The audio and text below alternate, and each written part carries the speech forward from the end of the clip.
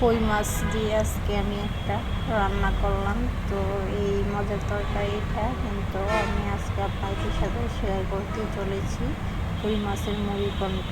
তো এখানে মাছগুলো ধুয়ে পেঁয়াজ, রসুন, কাঁচামরিচ সব কিছু দিয়ে তারপরে এখন কেটে নিয়েছি। কেটে নিয়ে কড়াইয়ের মধ্যে এখন আমি তেল দিয়ে দিলাম। তেল দিয়ে এখন পেঁয়াজগুলো ভালো করে ভেজে নেব।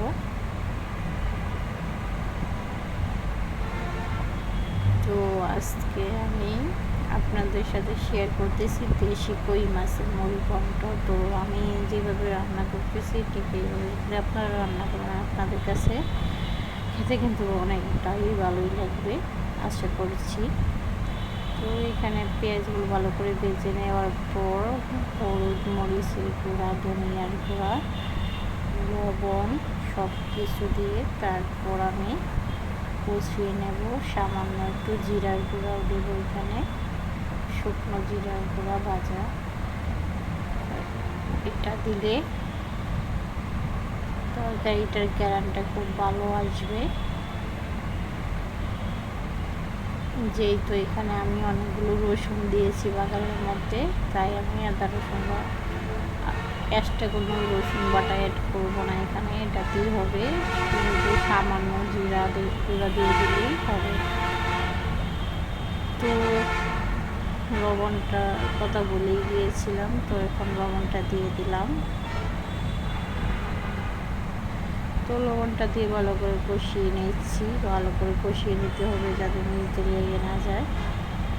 ভালো করে কষিয়ে নেওয়ার পর কই মাছগুলো দিয়ে রেখে দিয়েছিলাম, তো ওই কই মাছগুলো দিয়ে দিলাম।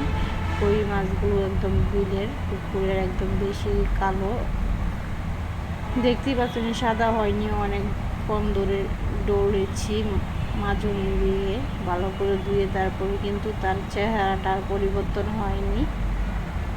কথায় আছে না, যত কালো কষা মাজা করো কালো কালোই থাকে। তো যাই হোক,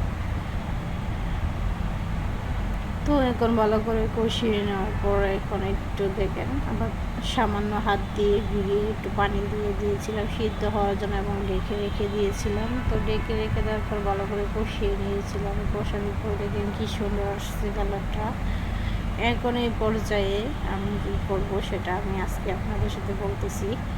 তো ভিডিওর মধ্যে দেখতেই পারবেন। তো এখানে আমি এই যে ডেকে দেওয়ার পর আবারও কিন্তু উপর দিয়ে একটু পানি উঠে গেছে। তো এখন আমি হাতা দিয়ে মাছগুলো আস্তে আস্তে করে ভেঙে দেব। আর যাদের বাসায় মাছের কাঁটা খেতে সমস্যা হয় অবশ্যই মাছের মাথাগুলো ফেলে দিবেন। ফেলে দিয়ে তারপর মাছটাকে ভালো করে বেছে নেবেন। তো তৈরি হয়ে গেল আমার কই মাছের মুড়িঘণ্ট।